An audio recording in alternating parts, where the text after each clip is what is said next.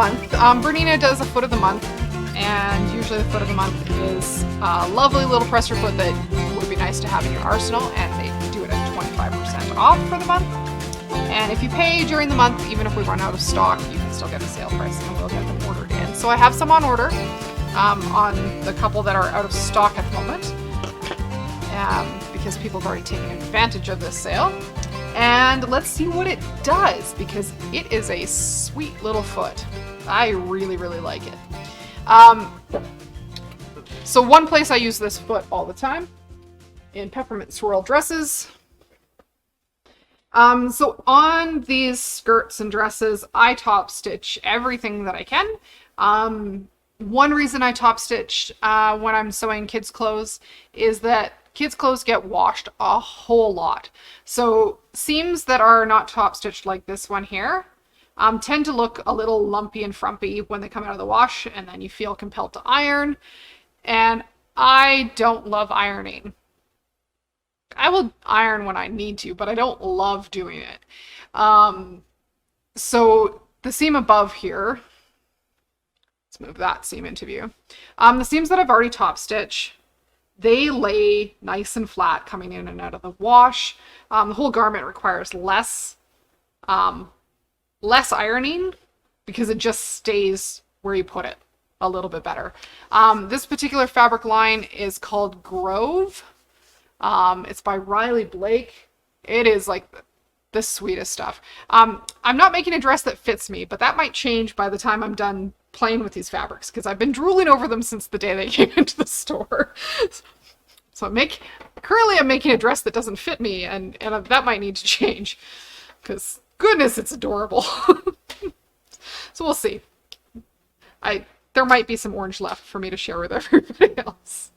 But yeah, top stitching these is really super easy, and the number 10 foot for Bernina is great. So let me show you some of the things you can do with a number 10 foot.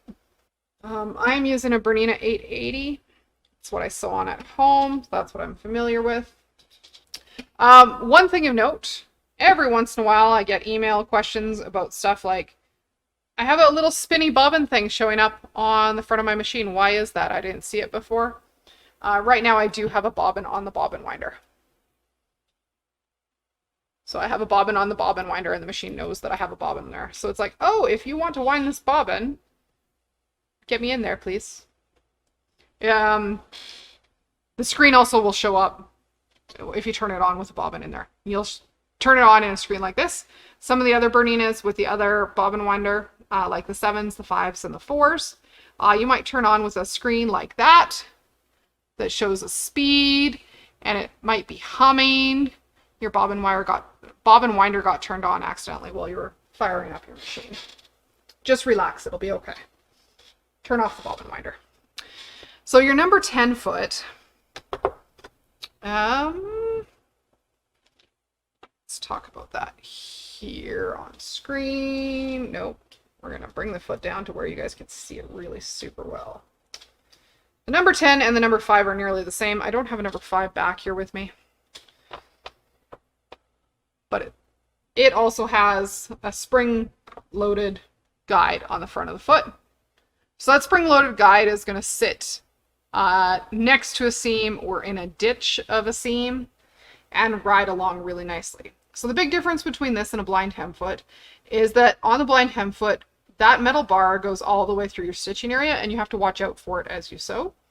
With the number 10 foot, it sits out in front, and you can actually sew with your needle right behind that guide. So if you needed to stitch in the ditch, you could do this. If you need to stitch right down the middle of a seam, you could do this, and you can move the needle either side in your stitching area. So this is a dual feed version, and the number 10 foot comes in a 5mm version, which is just the number 10, a 9mm version, which is the 10C. I'm sold out of 10s, sorry.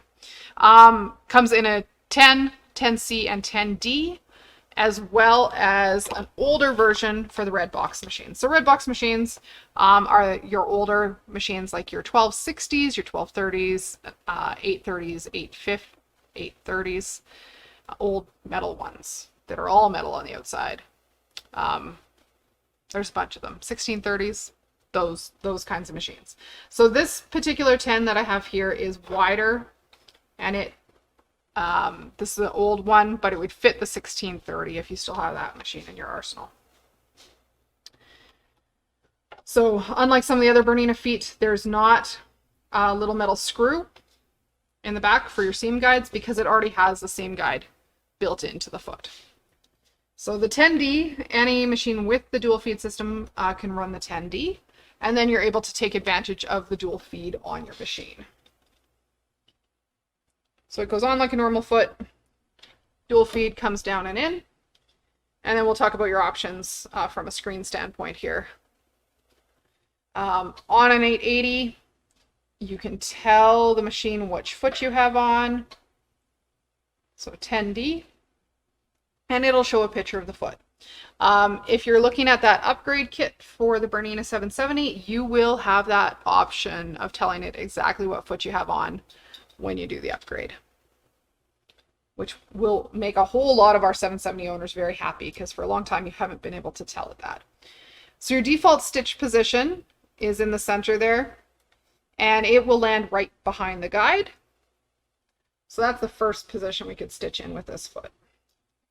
So in that first kind of stitch in the ditch format, I've just got a regular seam sewn, and I can drop that metal guide right between those fabrics, and my needle's going to land right in behind them. Maybe not something you do on a just two pieces of quilting cotton like this, but it might be something you do with other fabric.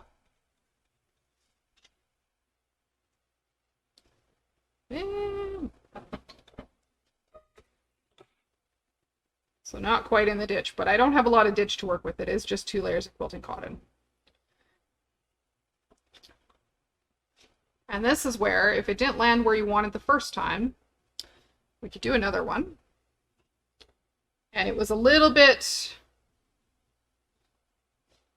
more into the pink than I wanted. I'm using blue thread right now. So I did go super duper straight, but super duper straight, just slightly to the wrong side. So on screen, you can use your needle position buttons and move your needle kind of one position to the left. We could do the same thing again.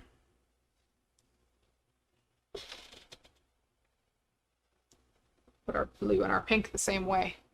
Otherwise my fancy plan's not going to work. So needle landing right behind there.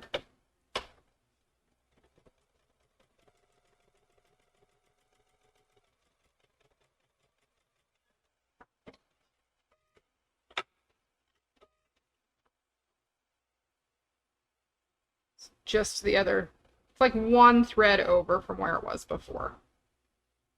So nice and tidy. You can hardly see that. The blue matches so nicely. Big fan. So that's one place you could use that. You can also move the needle over more if you want a more defined top stitch. So I'm going to move the needle position over to the right. Lots of what I do, I like using about a needle position of 3 to the right from my seam line. And the nice thing here is 3 to the right and 3 to the left are the same. So if you needed to top stitch both sides, you could. So fabric's just riding right against the guide from that side. But this seam was pressed open, so it's behaving quite nicely.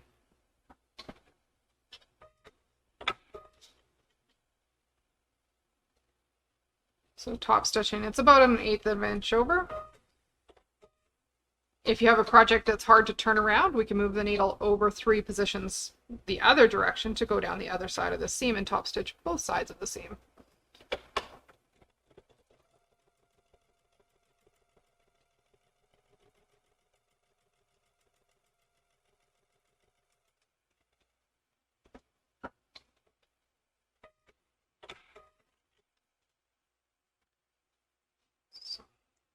Other top stitching, about 3/8 or 1/8 of an inch away. Really hard to tell with the blue thread. Very stealthy on my part. But on the back, also nice and flat. Secured everything really nicely. It just looks pretty. Other things you can do with an edge stitch foot, you can do edge stitching. So this is similar to the cap sleeve that's in the Peppermint Swirl dress. I've clipped into my seam allowance and pressed it so it is nice and flat. But if I wanted to top stitch something like this, you can do that with this foot as well.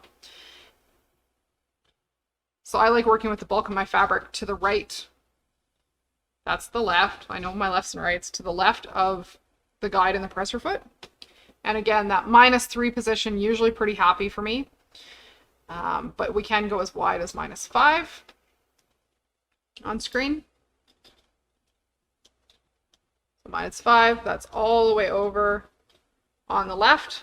Just going to put our top stitching further in from the edge of this. 2 foot pedals under the table. I have to press the right one.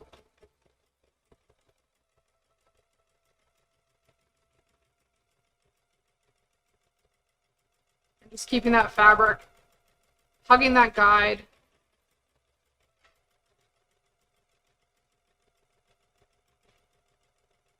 I flip the seams a couple more times to lay even flatter. Try to have pinking shears.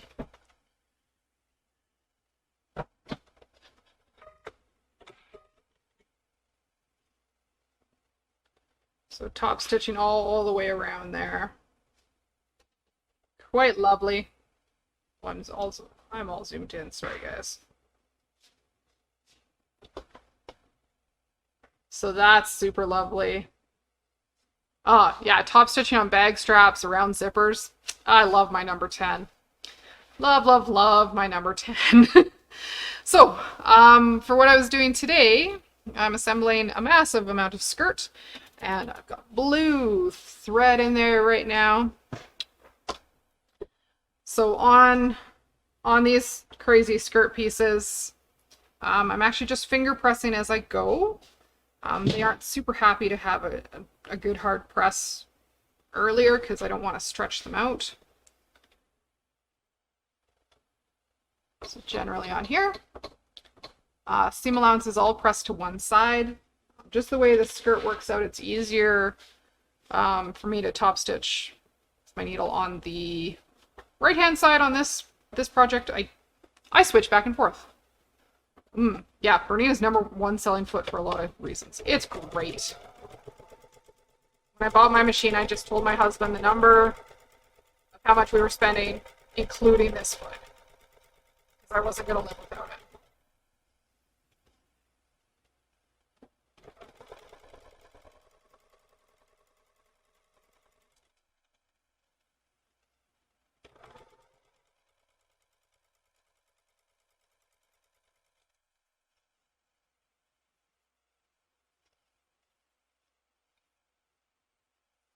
I can just feel that seam under there.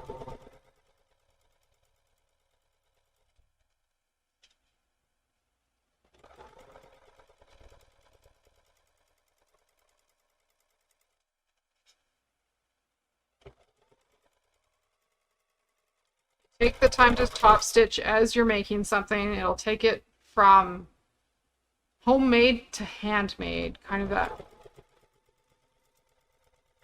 extra special step that you'll see in high-end clothing that you won't see in your Walmart shirt.